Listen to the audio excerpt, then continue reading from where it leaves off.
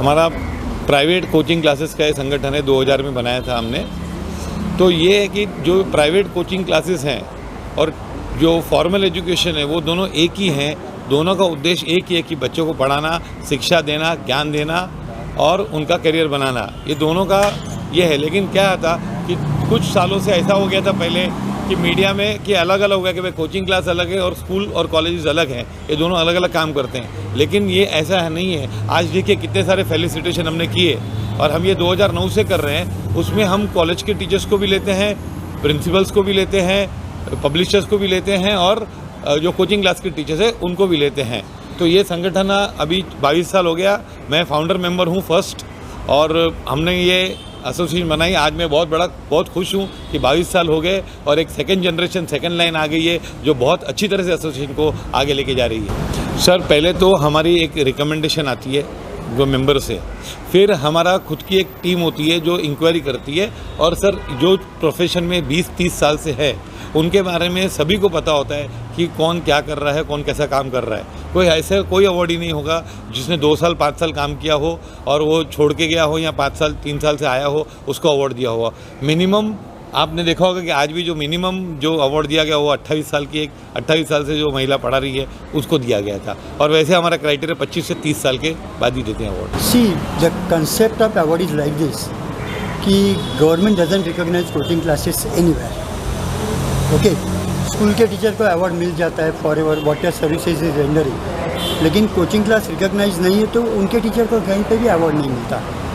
तो उस हिसाब से हम लोगों ने सोचा चलो भाई जो कोचिंग क्लास इंडस्ट्री को सपोर्ट कर रहे हैं उन लोगों का सम्मान यहाँ पे होना चाहिए। बिकॉज मुझे लगता है कि आजकल के दौर में coaching class is a supplementary system. अभी आज सबके बच्चे हैं, भाई है, बहन है, कोई ना कोई किसी ना किसी कोचिंग क्लासेस में नॉर्मली जाता ही है। So I think coaching class is a need of the hour. तो ये सोच के हम लोगों ने देखा कि भाई गवर्नमेंट अगर कोचिंग क्लास टीचर को रिकॉग्नाइज नहीं कर रहा है तो हमारे लोगों को हम लोगों को ही रिकॉग्नाइज करना चाहिए। इसके लास्ट 7-8 साल से ये हम लोग कंडक्ट कर रहे हैं। तो उसमें हम लोग क्या करते हैं, जो सीनियर टीचर जिन लोगों ने 30 ईयर्स का सर्विस दिया है कोचिंग क्लास इंडस्ट्री को, उनको हम लोग यहाँ से फेलिसिटेट करते हैं।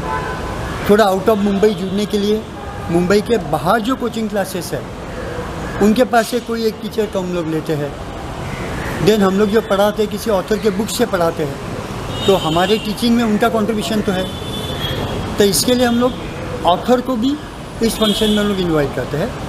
और प्लस इन सब को सपोर्ट करने के लिए हम लोगों को बाकी लोगों का भी सपोर्ट मिलता है। जैसे हमारे स्पॉन्सर्स है, आप जैसे लोग हैं जो हम लोगों को सपोर्ट करते रहते हैं। तो this is our biggest function. So because of that हम लोग उनको यहाँ पे फेलिसिटेट करते हैं। तो that is the object for this. My name is Rajesh caste.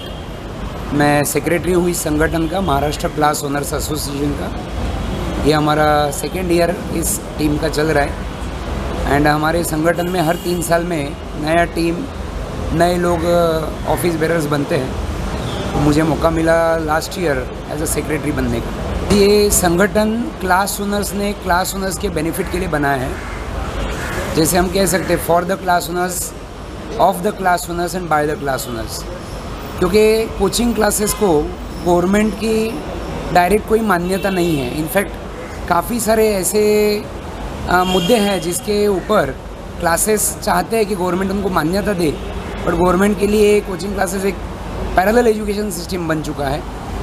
और कोचिंग क्लासेस की ज़रूरत इसलिए भी है कि आज जेई, नीट जैसे अलग अलग एग्ज़ाम्स जो होती है उनका ट्रेनिंग कोई भी रेगुलर स्कूल या कॉलेज में नहीं होता है, वो सिर्फ क्लासेस ही कराते हैं। तो इसलिए इन क्लासेस को सर्वाइव होना, उनका और बेनिफिट होना, इसके लिए संगठन काम करता है। तो MCOA started in the year 2000, primarily being an association for coaching classes members. Over the years, we have evolved. As you can see in today's function, we have invited just not class owners, but there are lot many school, colleges, their trustees, their principals, normal teachers who are also a part of this particular event today. So over the years, we have evolved from only being focused towards coaching classes industry. Now we are covering the entire education sector together. The idea of MCOA is to come together, share ideas, share resources, understand where the industry is going and embrace best practices so that each student receives the best what he deserves for. Sir, एक देश अपने youth के ऊपर बनता है, ये हम काफ़ी सालों से नेहरू जी के ज़माने से सुनते हुए आए, बट ये यूथ जो है वो एजुकेशन के ऊपर बनता है और ये टीचर्स जो है वो एजुकेशन की बुनियाद को हमारे देश के अंदर बनाती है। अनफॉर्चुनेट सिचुएशन है कि उतना ध्यान जितना देना चाहिए इन टीचर्स के ऊपर उतना ध्यान जाता नहीं है। हमारा ये एक कोशिश है जहाँ पे हम हर साल टीचर्स को बुलाते हैं और उनको सम्मानित करते हैं। We reward them and we definitely acknowledge their achievements and their contributions to the society to take this youth of the country into a different direction all together. Keep building, we have got just one job to do. भगवान ने हमें, ऊपर वाले ने हमें खाली एक चीज़ के लिए बनाया है कि और बनाते जाए और हमें उसी चीज़ के ऊपर फोकस करना चाहिए।